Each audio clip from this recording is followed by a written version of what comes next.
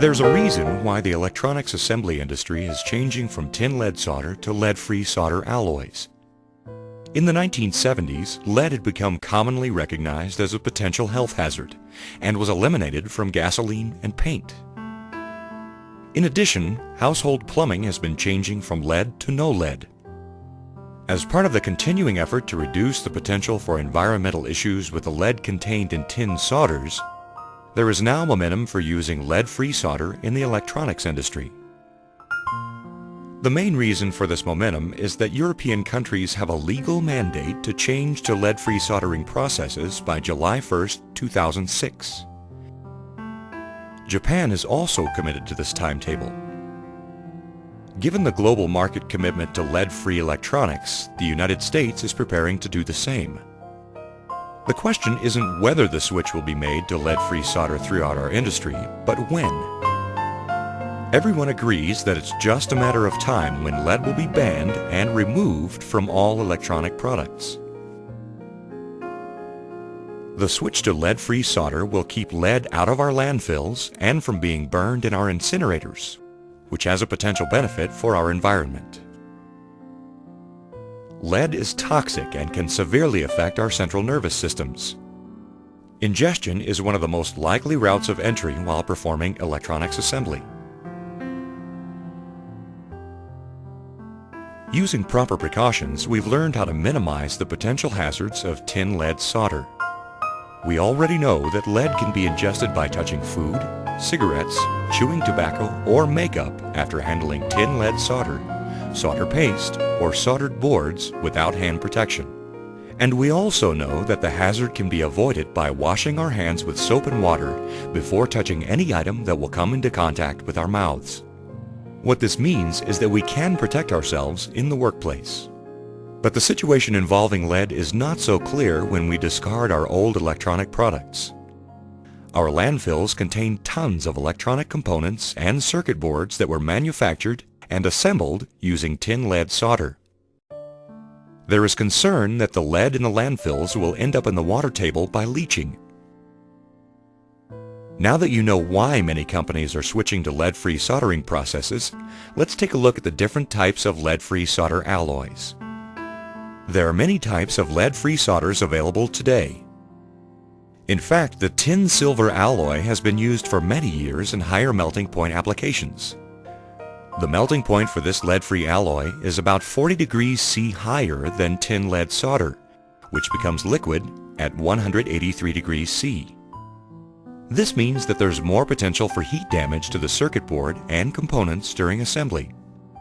The most common lead-free alloy is tin-silver copper. There are a number of formulations that may be used for reflow soldering. The variations involve the percentages of silver and copper. A commonly used alloy contains 96.5% tin, 3% silver, and 0.5% copper. Tin-silver copper has a melting point of about 217 degrees C. A variation of this alloy is also used for hand soldering. Another lead-free alloy is tin copper, a less expensive compound proposed for use in lead-free wave soldering applications due to cost considerations. The melting point of tin copper is somewhat higher at 227 degrees C.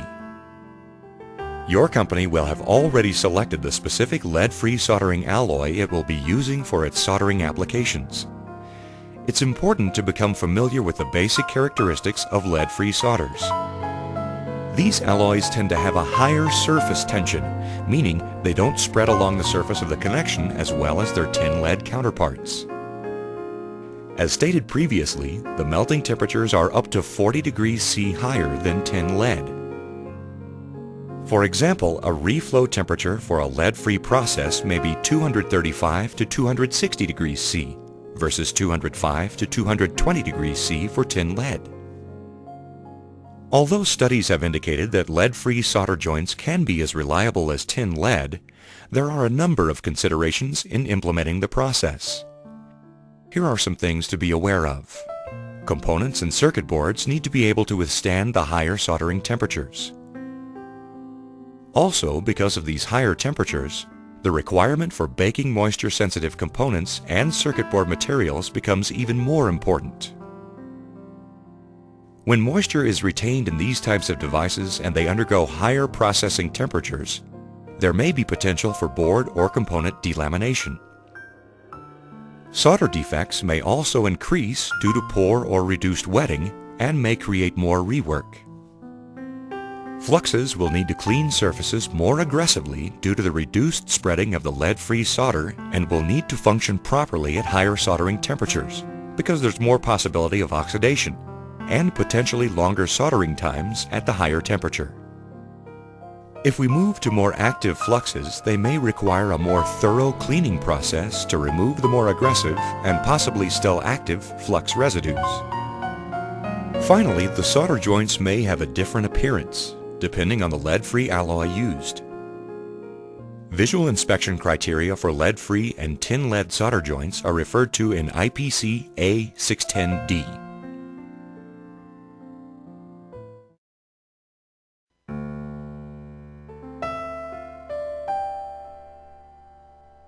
Now that you've seen why many companies are switching to lead-free processes, and we've taken a look at the characteristics of the alloys, let's examine how lead-free solders can affect the surface mount assembly operation.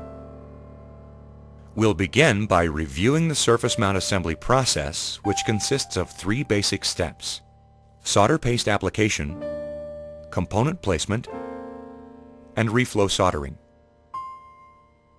The application of solder paste is commonly done using a stencil printing process. Solder paste consists of tiny balls of solder held together by flux and other non-metallic materials. The paste is pressed through openings in a metal stencil onto the corresponding circuit board lands with a squeegee. The squeegee may be made of stainless steel or hard rubber. Once solder paste has been applied to the lands, the board is moved to one or more automatic placement machines for component placement. Surface mount chip components are usually supplied on perforated tape wound around a reel. The component reel is loaded onto a feeder. The feeder is then connected to the placement machine. The high-speed placement machines for these components are called chip shooters. They have rotating turrets with multiple nozzles for placing the chip components extremely fast. The turret rotates around to the feeder, picks up the component, orients it correctly, and places it onto the solder paste on the lands of the board. Larger surface mount components and fine pitch parts are generally supplied in trays, tubes, or on tape and reel. These slower pick-and-place machines have heads that may be fitted with nozzles of different sizes. These nozzles pick up the components from the trays, tubes, or reels and accurately place them into the solder paste directly on the lands of the circuit board. After component placement, the surface mount assemblies are ready for reflow soldering. The 2 most common heating methods for reflow soldering are forced convection and infrared. Infrared uses heat panels that radiate heat to reflow the solder. In convection systems, air is heated and blown onto the circuit board to reflow the solder paste. The first area inside the reflow soldering machine is a preheat zone. Preheating allows for a gradual temperature rise. If all the required heat were applied immediately, the board and some of the components might be damaged from thermal shock. The preheat operation causes the flux in the solder paste to activate. This activation allows oxides to be cleaned from the metal surfaces. The assembly proceeds to the next heating zones where higher temperatures cause reflow and solder wetting to take place. But there's one more operation we haven't mentioned yet. It's called adhesive application. In today's circuit board designs, surface mount chip components can be attached to the secondary or bottom side of the board with adhesive. The larger surface mount components and some through-hole components are attached to the primary or top side.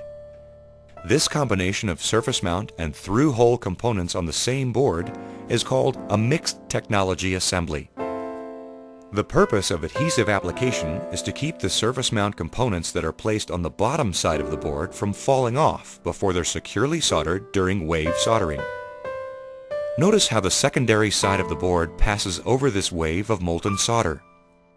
The surface mount chip components that are glued to the bottom side of the board are now soldered. The solder also wicks up the holes to solder the leads of any through-hole components.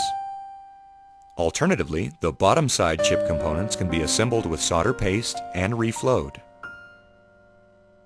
After soldering, the assemblies will go through a cleaning operation that removes any flux residue if needed.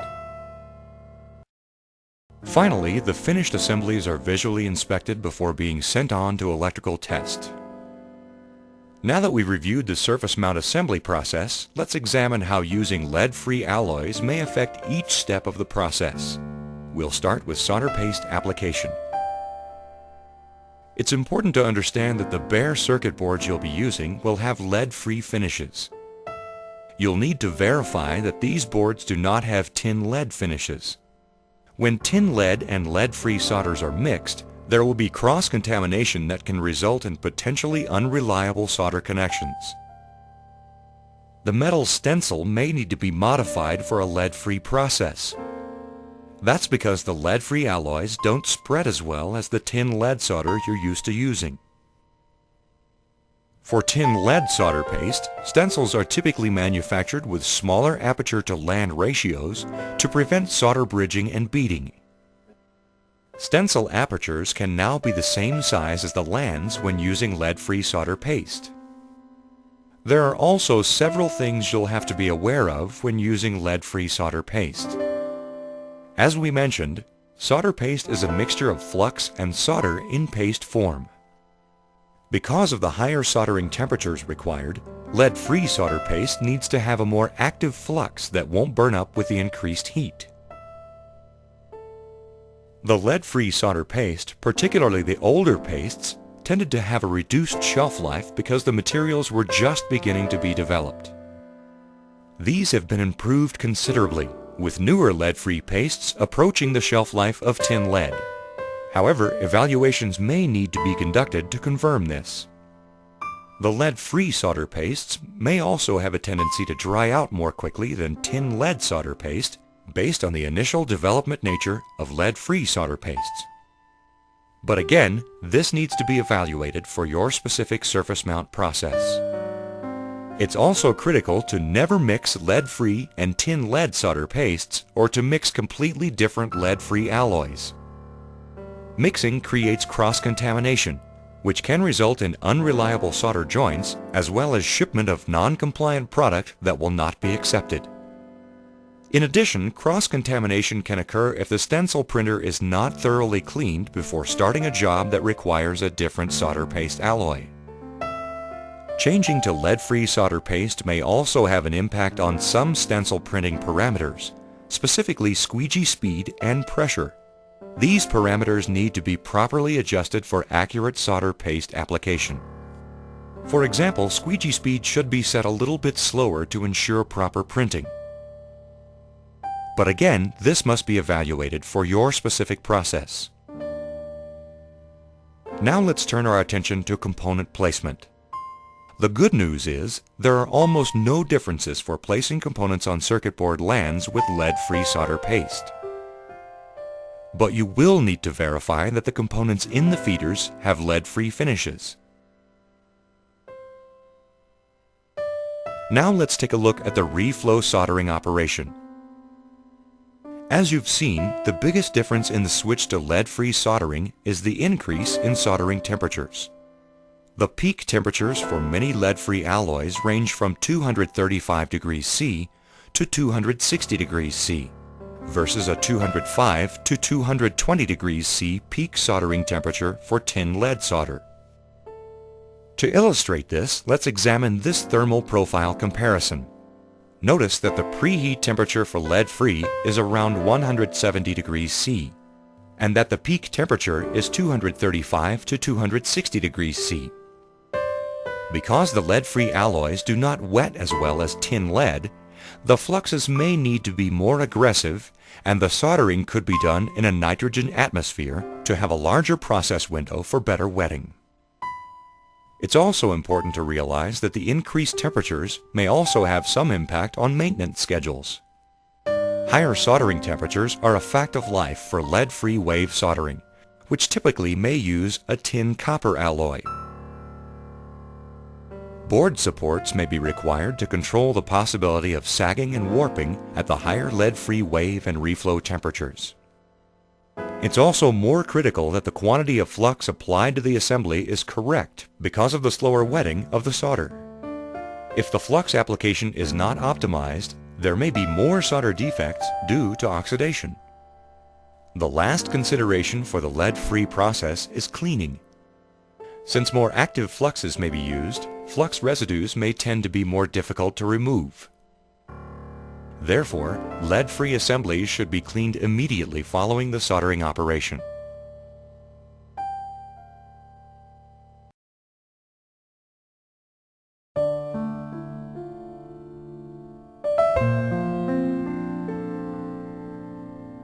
This final section involves the visual inspection of lead-free solder joints. We'll be examining the attributes of a typical lead-free connection for chip, gull wing, and J-lead components, and comparing these lead-free joints with their tin lead counterparts.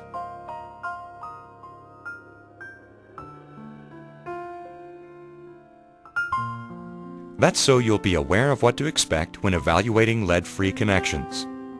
We'll also be looking at some of the variations that may or may not be acceptable.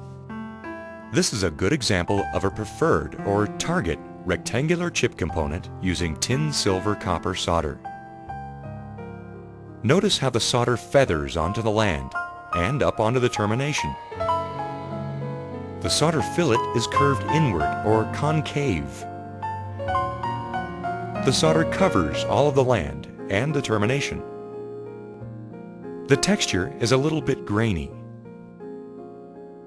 The outline of the termination is visible beneath the solder. The amount of solder here is just about perfect. Notice the difference in appearance between this solder joint and the tin lead solder connections that you're used to seeing. Here are examples of target gull wing and J-lead solder joints. Again, let's compare them with their tin lead counterparts.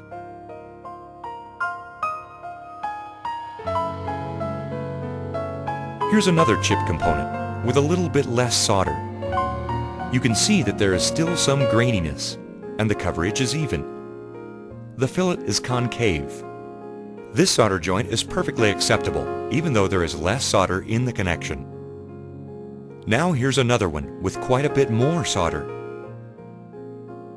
The important thing to notice is the angle of contact between the solder and the metal. Proper wetting is indicated by a solder contact angle that does not exceed 90 degrees, which is a square or right angle. The lower the contact angle, the better the wetting. As you can see, there is a range of acceptable solder joints. You will be expected to know an acceptable solder joint from a defective one before you begin evaluating surface mount lead-free connections. The requirements for acceptable tin lead and lead-free solder joints are referred to in the IPC A610D standard. Now let's look at some solder joints that are less than ideal. Here are some examples of non-wetting. Notice that the solder has not adhered to either the termination or land. Non-wetting will occur if the reflow or wave soldering temperature is too low or there is poor flux activity. Incomplete reflow occurs when insufficient heat is applied to the assembly during the soldering operation. This means the solder paste may not have properly wetted the surfaces to be soldered and will not form an acceptable electrical and mechanical connection. Tombstoning is a defect that is specific to chip components. Notice how one end of the component termination is completely lifted off the land. This joint has excessive solder. The fillet is not concave, and there is solder flowing over the edge of the land. Too much solder paste was deposited on this land, and it is not possible to tell whether proper wetting has occurred. This condition is called solder bridging. A bridge is an electrical path or short circuit that was not intended. And these are solder balls. They can create electrical shorts by lodging in between two conductors or component leads. There are several types of cosmetic imperfections, such as fillet lifting, cooling lines, and tears that are more likely to occur in a lead-free process. It's important to understand that these types of conditions typically won't affect the strength of the mechanical and electrical connection of the solder joint. Although some of these conditions are always unacceptable, many of these imperfections can be allowed, in various degrees, depending on what type of product they would be used in. For example, we'd all expect that any aircraft or medical electronics would be highly reliable. But we may be able to live with some minor cosmetic imperfections in a portable CD player as long as the product works. The IPC A610 has 3 classes of requirements based on the final use of the end product. Class 1 is for consumer products. Class 2 is for business and computer products. And Class 3 is for high reliability electronics, where failure is not an option. The specification and the class of requirements that your company uses to inspect solder joints will be clearly explained to you.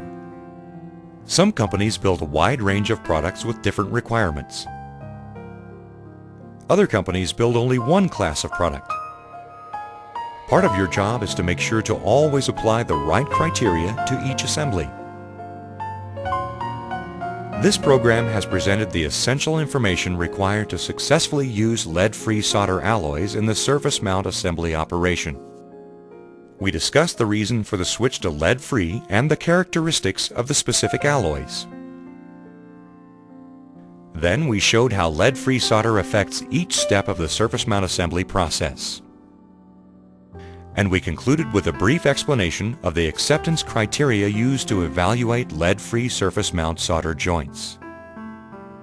The more time you spend working with and observing the results of lead-free alloys, the more confident you'll become about implementing and evaluating reliable solder joints. And you'll be helping the environment too.